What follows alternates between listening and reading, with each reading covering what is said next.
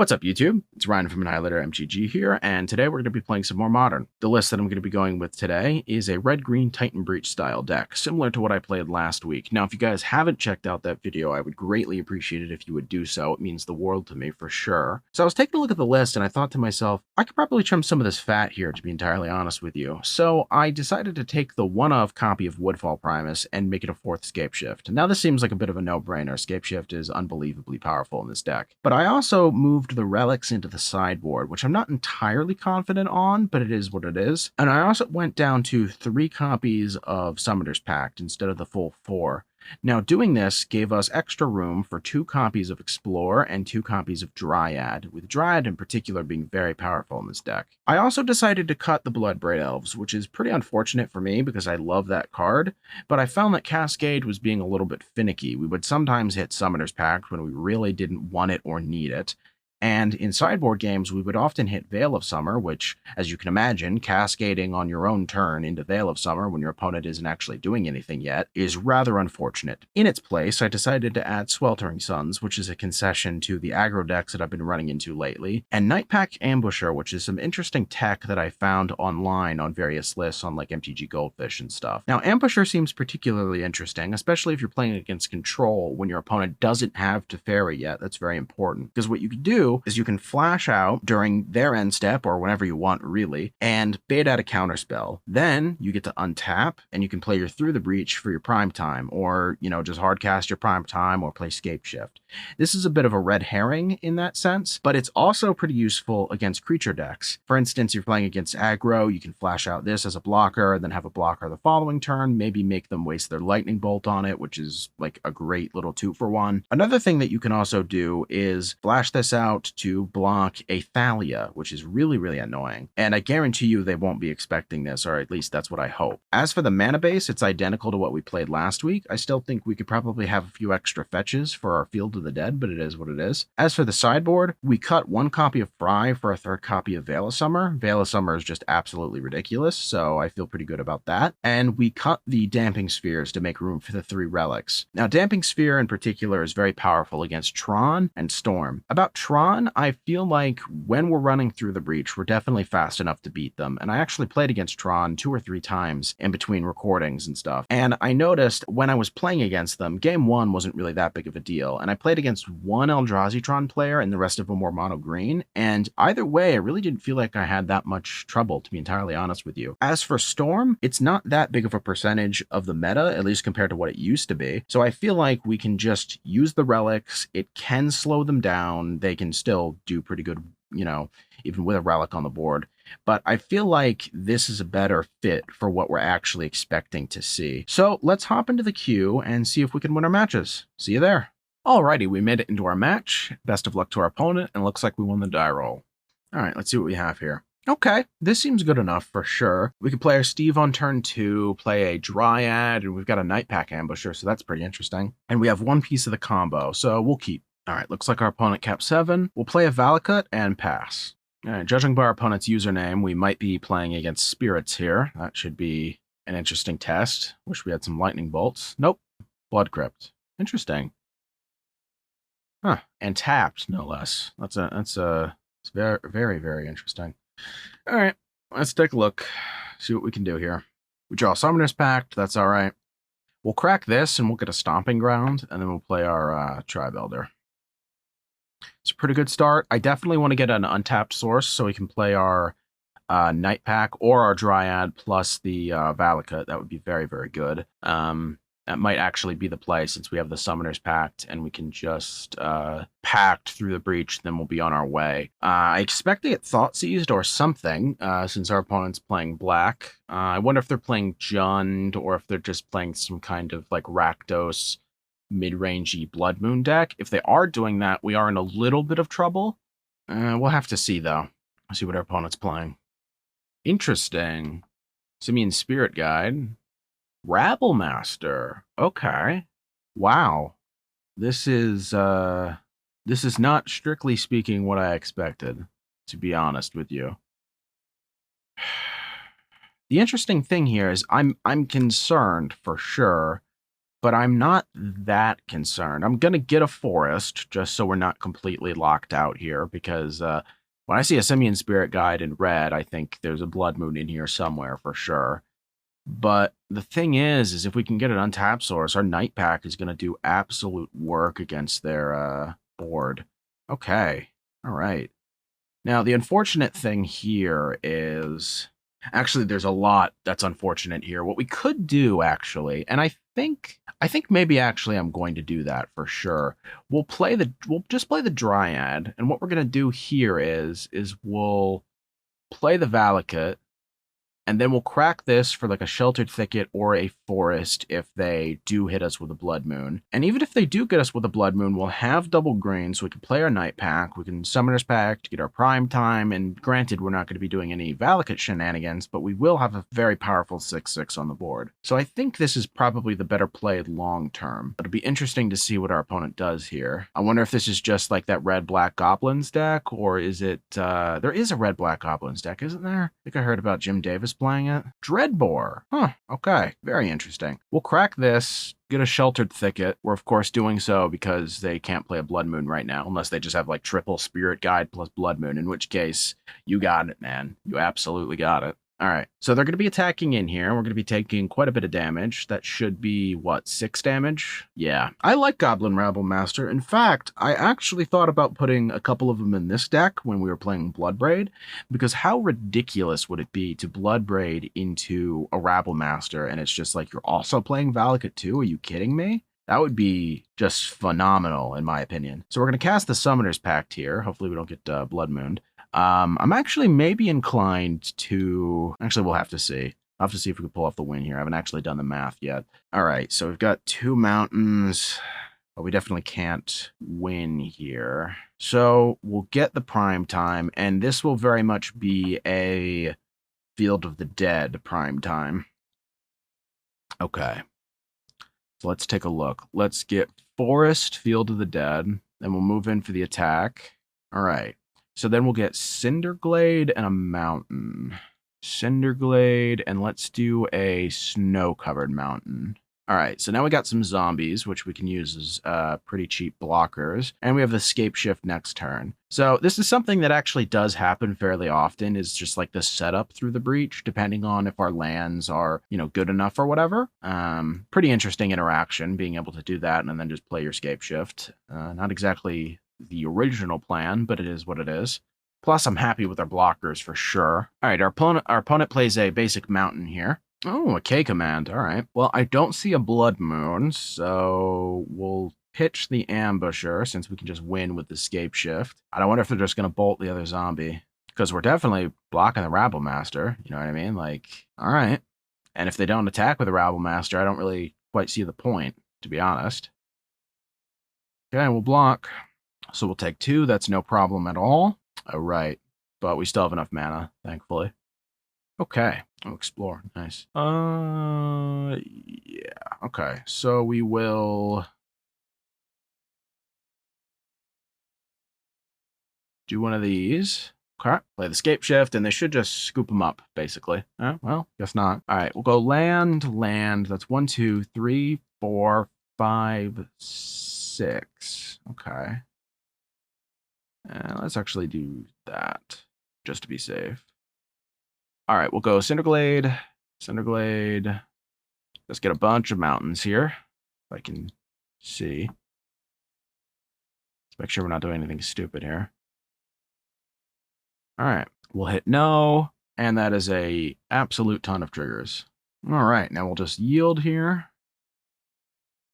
All righty. We'll take the Angers for sure. Think we can also probably afford the Baloths. Those will be particularly good, I think. Now, what do we actually want to cut here? Okay. Well, maybe we'll actually trim the Ambushers for just, like, 2 copies of Baloths, right? At which case, now we only really need to cut 3 things. We might be able to just cut, like, the Explorers and, like, 1 Scape Shift. Yeah, let's try this, because I think we have, I mean, God, we have Bolts, we have the Sweltering Suns, we have Angers, plus we got the Baloths and the actual Wincons. We should be fine here. I don't know if we actually need the Ambushers. We can always side them in if we do particularly poorly this game, but I'm pretty confident, to be honest. hang on. Now that I think about this, let's do this and bring in Crows and Grips. They're playing red, so we need to protect ourselves from Blood Moon. Alrighty, so here's the hand, and do we keep this? The problem with this hand, just conceptually, is we don't really have any super early stuff, nor do we necessarily have the forest to be able to actually cast the Crows in Grip. This is definitely questionable, so I think we're going to mulligan this. Okay, this is a little better, like a little. I think we'll ship the redundant prime time. Now, if we actually get our lands the way we want, then this hand is phenomenal, for sure. The problem is if we don't get any more lands after this, then we're just absolutely stranded. But that'll be the problem either way. Can't exactly think like that. All right, so they play a Blood Crypt and an Inquisition. Goodbye, Crows and Grip. That's unfortunate. Yep, all right. Well, that's a bad sign. I want to play the Field of the Dead and pass, but unfortunately, our opponent very well could use a Simian Spirit Guide, so we actually need to play the Wooded Foothills and keep it held up in case we need to crack for a mountain. Or sorry, not a mountain, a forest. All right, they play an Arid Mesa. They crack it. A Godless Shrine. Mardu. So is this just a Mardu, just like mid-range deck, I wonder? This is a token deck? All right. A token deck with Goblin Rabble Master. That's pretty nutty. I don't hate that, to be honest. All right, let's get this might be a massive mistake. Let's get a Sheltered Thicket. Then we'll play the Mountain, and we'll play Steve here. And we can always get a Forest with him. Granted, that's not double Forest, but it is what it is. Be interesting to see what our opponent plays. I guess they're just going to jam like a Lingering Souls. Man, if anybody has a deck list for something like this, if this is actually something that is in the meta or played commonly, I would definitely appreciate it if you could post that in the comments. Really appreciate that, because this seems interesting for sure. Okay. Well, we'll crack this. I still think we get a forest here. Nice. Play a Field of the Dead, then we'll play the Search for Tomorrow. Now, do we get the second? I don't think we do, actually. So we'll play a Mountain here. Now, we've got a wide variety of lands for our Field of the Dead here, which is excellent. That's definitely what we want to see. All right, our opponent plays a Marsh Flats. Pillage. Okay, that's unfortunate. But the thing is I don't actually think that changes much. I still think we actually have lethal here, if I'm not mistaken. Yeah, we do. Good stuff. All right. Shoutouts to Field of the Dead playing interference. Love it. Just imagine if they got one of our mountains instead. Probably would have mattered, but either way. We'll swing in for our attack here. Get the next primetime trigger. Oh, I wonder if they have a path or something. Still have a trigger though, so hit yes. Then we'll get Cinderglade. We'll just yield to this stuff. All right, we should have this wrapped up. Alrighty, GG's to our opponent. That was pretty clean. On to the next one. Alrighty, we found our opponent and won the die roll. Let's see what we got. Yeah, this is alright. I wish we had a little bit of interaction and perhaps some earlier ramp than just the Dryad, but we can keep this for sure. I think I'm inclined to play the Wooded Foothills and get a Sheltered Thicket. We'll wait until the end step because the cat's not out of the bag just yet, and then we'll see what our opponent's playing. They mulligan to 6. That's good news for us. Okay, let's see what they got. Crumbling Vestige. Okay, I'm not sure what... Oh, is this just like Amulet? Huh, okay. I think with Through the Breach we're faster, but I don't know if this hand is particularly conducive to a good Breach hand, or rather a good Breach game. We'll get the Sheltered Thicket and pass. I would like a Lightning Bolt or something to deal with this guy. No. Okay, so that's not great. So I think here I'll play the Foothills again. We'll be inclined to get a Cinderglade, I think. And then next turn we can shock for the Stomping Ground, play the Dryad, then play the Valakut, and hopefully we get somewhere from that point onward. All right, so they have their Amulet. That's not particularly good. We need to do something about this relatively quickly because Amulet can be pretty darn nasty. For sure. Okay, tap a green, double Amulet. That's real bad. The only thing we can kind of take solace in is that if they have double Amulet, hopefully the rest of their hand is just air, but you can do some nutty things with double Amulet for sure. We'll yield to that, I guess. Yep, brutal. Absolutely brutal. Wonder what we'll get here. cycling a Triome. All right, it's not as flashy as I was necessarily expecting, but who knows? I was expecting maybe something else. All right, we'll get a Cinderglade. Okay, what do we have here? Escape Shift, another one. Ugh. Yeah, this hand is a little bit redundant. Not too happy about that. We'll play the Dryad. We'll play the Valakut, then we'll pass.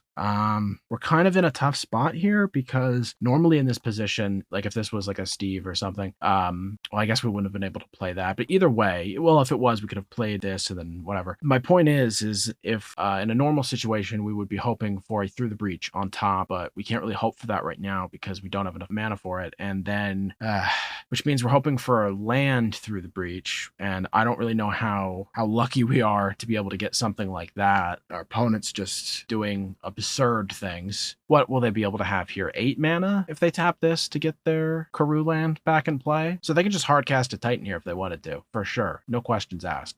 Here's hoping they don't have it. All right. God, what? Do they have like 12 mana? Yeah, because they played Explore. God, this is absurd. I love it to an extent because this is like crazy tinkery magic, you know? Okay. They got a prime time. Gross. All right. I think with double amulet, I think they basically just have it here, right?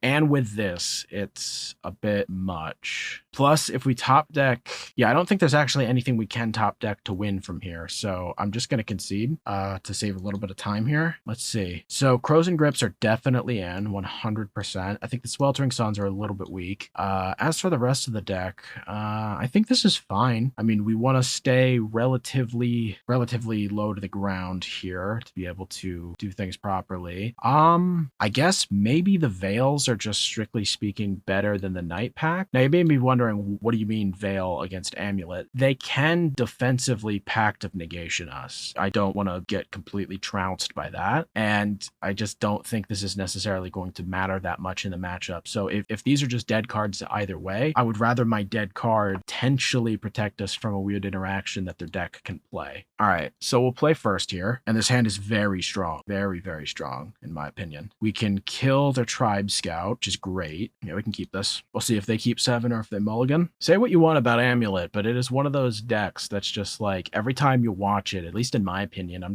like, yeah, that's like, I'm like happy for my opponent that they're like pulling it off. You know what I mean? I'm like, yeah, you did it. Sick. That's awesome. If it's something like even this deck, it's just like, yeah, okay, whatever. You got the Through the Breach in time. That's just kind of how it is, funnily enough. All right, this is good. Okay. Now, normally I would be inclined to just jam the Steve, but here I don't want them to even have a slight chance of doing any of their Amulet shenanigans. So we're going to be a little bit behind, at least compared to what we would want to be in terms of position. A Ghost Quarter, okay, well, it's a good card. Another Tribe Scout, that sucks. And an Amulet, boy, man, they really just have it all. I ain't complaining, you know what I mean? But, wow. I guess we hope for what, like a Crows in Grip at this point? Well, ask and you shall receive, I guess. Okay, so we'll cast the Grip.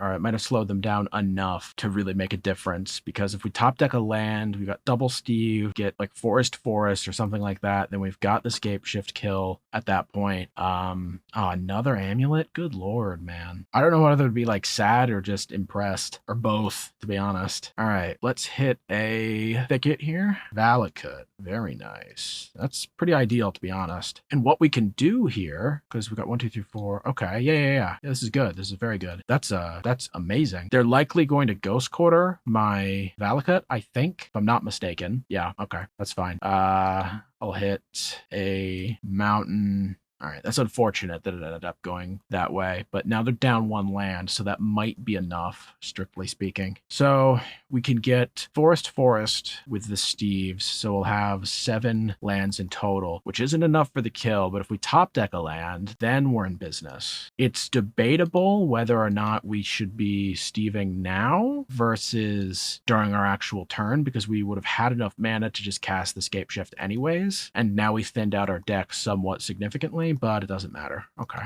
let's undo that, and we'll go like that. All right, and unless our opponent has a counter spell or something, then that's that. Remand? Aethergust, my dude. You break my heart. Put that on top. All right, good enough.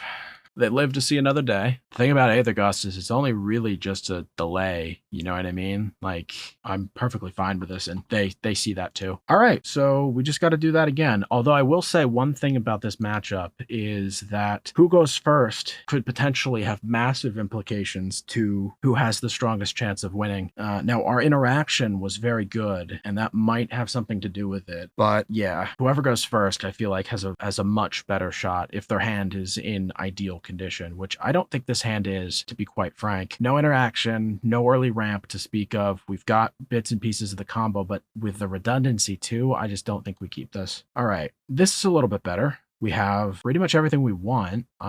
Sure. The problem here is that none of these green sources are untapped, which is okay. That's not the worst thing in the world, but it's not ideal. Okay, and our opponent kept 7, so that's not it's not exactly what we want to see. I shipped the mountain. Oh, cool, Triumph. I shipped the mountain because I figure if it has to be tapped, I might as well just play like the Sheltered Thicket. In retrospect, I probably should have actually kept the mountain so I could hardcast the Steve. I'm just assuming that I'm going to draw an untapped source, which is a problem, and I really should not have done that. Now that I'm actually paying a little bit more attention to that, probably shouldn't have done that. All right, so they got a Sanctuary. They return the Triome. All right, untapped source, please. Punished. Okay, that's unfortunate, but it is what it is. All right, we'll suspend. Functionally, I don't know how much that's really going to matter, but we probably should have played a little bit tighter than that. That is my mistake. All right, Dryad, not great. Even a Crows and Grip off the top, we won't be able to actually play it, which is, that's not what I really want to see. Plus, they have the extra land drop right now, if I'm not mistaken, right? Or did they already... They can. Boros Garrison? All right, geez. All right, so they're in a pretty good position here, unfortunately. Lightning Bolt, that's not enough. Okay, we'll play the Steve. So next turn, we will have 5 lands, one of which is a Valakut, which is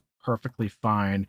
If we top deck a Titan, we win. We just can't lose here because we will have 4 mountains, 1 Valakut, have the Through the Breach, which means we get Valakut, Valakut, so we have 3, and then Mountain, Mountain, which makes 6 times, or the 3 damage times 6 for 18 just on the Valakut triggers, not including the Titan swing. That said, that might actually not be enough now that I'm looking at it because, because they keep gaining life and they have a blocker. That is problematic. All right. They get a prime time. I mean, luckily they don't have an amulet, which I guess is reassuring a little bit, but this is rather unfortunate. They get double trigger. Why would they hit Steve? All right.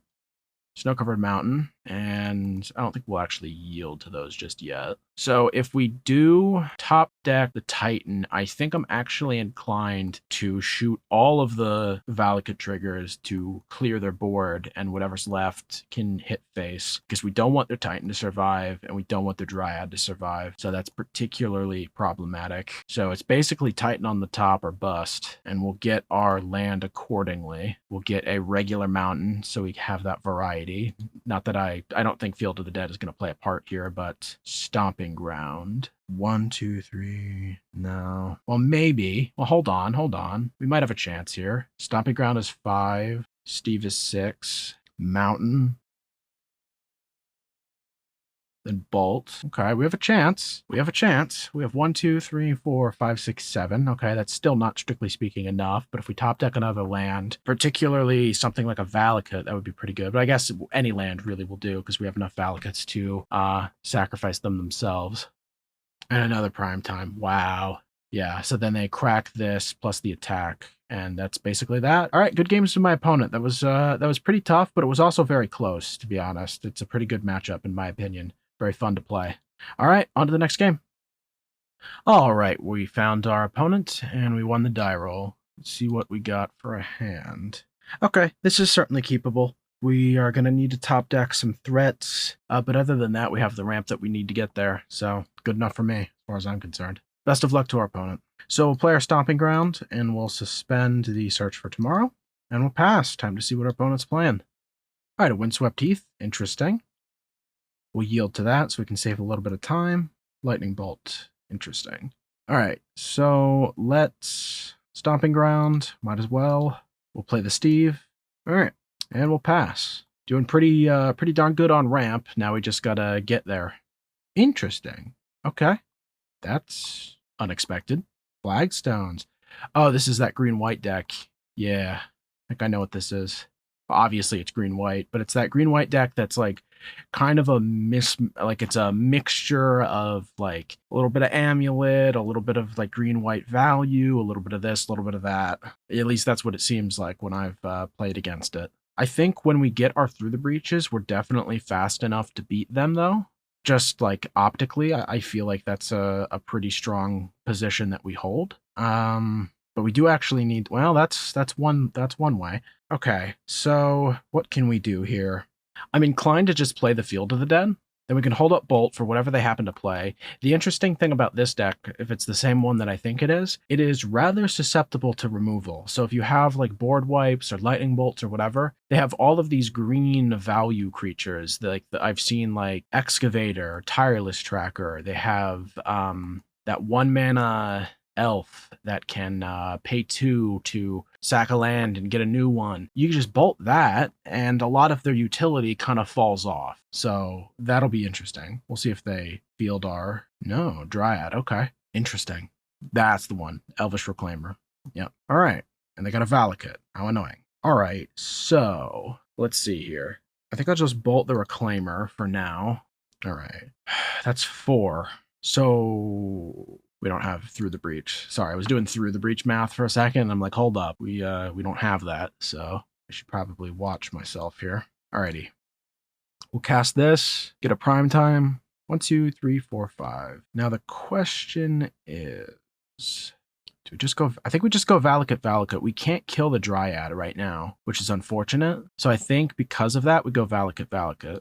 Yeah, all right. This also disincentivizes our opponent from using the Field of Ruin on anything except for the Field of the Dead, and if they do use it on the Field of the Dead, we have double trigger, which we can throw towards their Dryad. If they hit the Valakut, then we get another card. I'll probably get like maybe even just a basic forest, so we can get a trigger on this, I believe. Yeah, we should be fine there. Even if not, just having the variety. If on the off chance our Titan dies, we have another one in the wings. Granted, and this is important, we have to pay for the Summoner's Pact that we just cast prior, so that's a bit of a problem, but it is what it is. And it looks like our opponent is doing something here. They're trying to target our prime time, which is interesting. I assume they're going to like Field of Ruin, get a mountain, or just get something that would equal a mountain thanks to the Dryad, and then take care of the rest. But what's weird here is, unless they just have an extra land, yeah, like they could play Tracker or play the land, and then that'll work. Yeah, that does track. No pun intended. All right, and the second land, sir or madam. There we go. I was getting confused there for a moment. It looked like our opponent wasn't going to play another land. That would have been very, very odd. All right, so they have quite the board here, which is unfortunate, but it is what it is. 1, 2, 3, 4, 5, 6, 7, 8. So we pay for 4. If we get a Through the Breach on the top, then we can breach out another Titan and then win. So breach is a win here. Whoops. I tapped incorrectly. Breach is no longer a win. How fun. All right. Let's pretend that didn't happen. Well, this is fine for the time being. We can play this, get a Field of the Dead, or get a zombie from the Field of the Dead. And here we can Steve, going to immediately sack, get a mountain. Then what I'm going to do is I'm going to shoot down their Dryad, because it's kind of the kingpin to their whole Scape Shift combo. You know what I mean? All of this is just a bunch of nonsense until they have a Dryad on board. So, see, interestingly enough, another thing we can do, and I don't know if this is actually a good idea or not, but we could, hypothetically speaking, we could Summoner's Pact for another Steve, play another mountain, kill their Tracker. Is that good enough? It'll slow them down considerably. Do we do that? Oh, man. You know what? Fine. That's a fun play. That's a fun play for sure. Anytime you can Summoner's Pact for a Steve and not be joking about it, I'm in, basically. We'll do it like this. Okay, paying costs. They're going to do that. That's fine. We'll yield. That's fine. Okay, we have a board, and if we top deck mountains, we're dealing a ton of damage. Plus, we have zombies. They don't have a Dryad, or... No, that's annoying. I assume they'll Field of Ruin. Actually, see, here's the thing. What do they Field of Ruin? Do they hit the Valakut? Because then, we get another land, we kill their zombie, we get another zombie. If they hit the field, then I get a double trigger, which they also don't want to have to deal with. It just kind of becomes this bit of a headache. And if they don't do anything, then any land I top deck is just unbelievably strong. And the cards that aren't lands that I top deck are also strong. So it kind of just becomes this weird thing where anything I'm drawing is pretty ideal, to be frank. So I do believe that they're contemplating that at the moment, trying to figure out what's the best thing to do. Action, no action. It's probably action. You probably want to hit one of the Valakuts, because if we top deck a Valakut, it's less of it, and they hit the field. Okay, no problem. Okay, so they get another zombie, which is fine, but we killed their original zombie, so they fielded and they lost 3 life, basically. That's Night of Autumn, all right.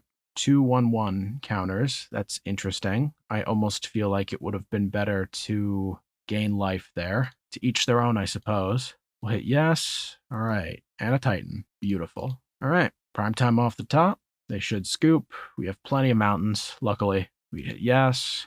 I'll hit a Stomping Ground and a Thicket. Hit no. Yeah, if they would have gained that life, it might have made a difference. Okay, so let's take a look here. What do we want to do? Okay, this night pack might be a little bit too weak for sure. Do we want Fry? Fry doesn't hit green sources, which is problematic. It does hit white sources though. They do have some interesting white sources. I feel like maybe Crows and Grip might be good, or just like, do you just go Angers? You know what I mean? Is that all you need to do? Problem with Anger is it doesn't kill their Dryad, but neither does Fry, which is potentially problematic. But Dryad is an enchantment, so I'm thinking we go Grips. We take these out. Let's see. Let's maybe be a touch more efficient. We'll go like this. Maybe even trim and explore. Get our Lightning Bolt back. Swap out another Sweltering Suns for an Anger. Okay. Maybe even cut the Explorers entirely and just go like this. Yeah, okay. I'm happy with this. This seems good enough. Okay. Now that we know what we're dealing with, I think we have a pretty good chance here. Yeah, this is fine. It's a little slow. I mean, it's not slow, but it's a little slow. The goal here is to be able to Anger before their Elf or Elvish, whatever, before that can manage to get the power and toughness boost by having a ton of lands in the graveyard. We might not be able to do that fast enough is the only problem I foresee happening here. Elvish Reclaimer, yeah. So 3 lands in the grave. Oh, but a bolt off the top will get the job done. All right. Lucky draws here on our side. Okay, so next turn what we'll do is we'll Stomping Ground into a Steve, and then we'll kind of just be on our way. We can Anger the board if need be. If not, then we just kind of have that in the wings. Drawing a prime time, that's always good. We'll play our Steve, and we'll pass. All right, I feel like we're in a good position here. If they try to develop their board with like value creatures, like a Tireless Tracker or anything, it's just not going to matter because we can blow it up. And then we just have pure inevitability. I love what this deck is doing. You know what I mean? Like they've got all of this and Dryad, that's pretty rough. But anyways, I love what they're doing with this. It's definitely a phenomenal strategy. But sometimes when you're going against like the original, where we're doing less things than they are for sure. And, to an extent, that might make us a little bit less flexible, but that doesn't make us any less powerful. We are definitely powerful. All right, so we'll have enough mana to cast the Breach next turn. We just don't want to get blown out here. I don't think we will, though. We'll play the Steve. Ideally, what we want is first of all, we want no shenanigans from our opponent, like no sideboard pillage or any kind of random pseudo counter effects or whatever. But what we want is we want to get another mountain with the Steve. Then we want to top deck a Valakut through the Breach, prime time, and then get the triple Valakut combo going. Wrenn and 6, okay. That's great value for sure. Absolutely. This goes on for too long, we might be in trouble. Interesting. Okay. We might need a Valakut off the top to do what I want to do at the speed that I want to do it. Okay.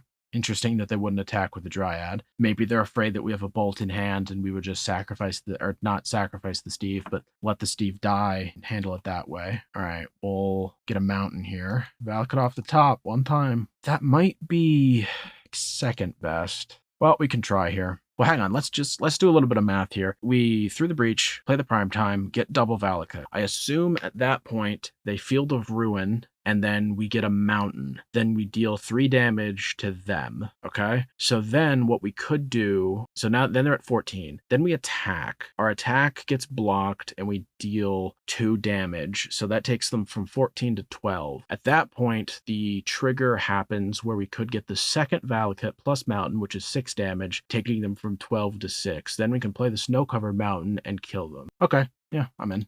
Who says this archetype doesn't have fun lines? The entirety of the internet, typically, actually, is the answer to that question. All right. Oh, if they have a, oh, that's very interesting. Ah, okay. Right. I see what they're doing here. That makes sense. Okay. Huh.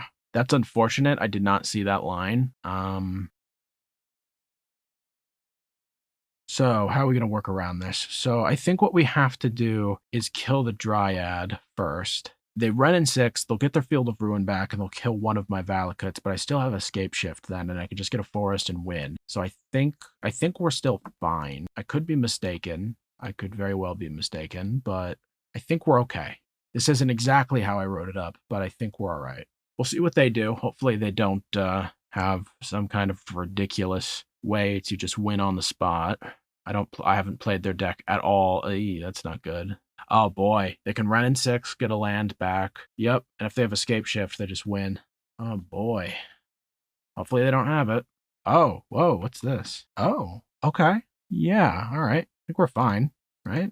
We'll yield to that. That's okay. Yeah, we're all right here. They can hit us for a little bit of damage, but we still have everything, basically. 1, 2, 3, 4, 5, 6. Can they do anything to kill us? I don't think so. So we'll keep the Valakuts on board, and then we'll ditch the lands here. Okay, we'll hit okay. Then we'll go Cinderglade, Mountain, Thicket, Stomping Ground. Wow, do we have exact amount of mountains left that we need? That's stupendous if so. Wow, awesome. Okay, didn't think we would get that one there. It was a little bit sketchy towards the end. Alrighty, another one in the books. I think as far as deck lists go, we did a pretty good job trimming the fat here. There are some changes that I am considering making, but I want to clarify. I don't think that's at all due to my loss. That was piloting error through and through, and I'm definitely willing to admit that. With that said, I think these explorers could be Farseeks. The Sweltering Suns could be mainboard Angers, and if we do that, we can free up the sideboard a little bit, and I'm not entirely convinced on the Night Pack Ambushers, but I do want to do some more testing with those before I actually decide whether to cut them or not. You can always run Chandras or go back to Blood Braids or just run more ramp, but I'll test them out some more. As for the sideboard, if we do move the Angers into the main and just cut the Sweltering Suns, that does leave room for Damping Spheres, which we might need against decks like Storm and a little bit in Tron, although it's really Storm that we're really afraid of, to be quite honest. Alrighty, I really appreciate your time. Thank you so much for watching. Please feel free to like, comment, and subscribe, and I hope to see you guys again next week.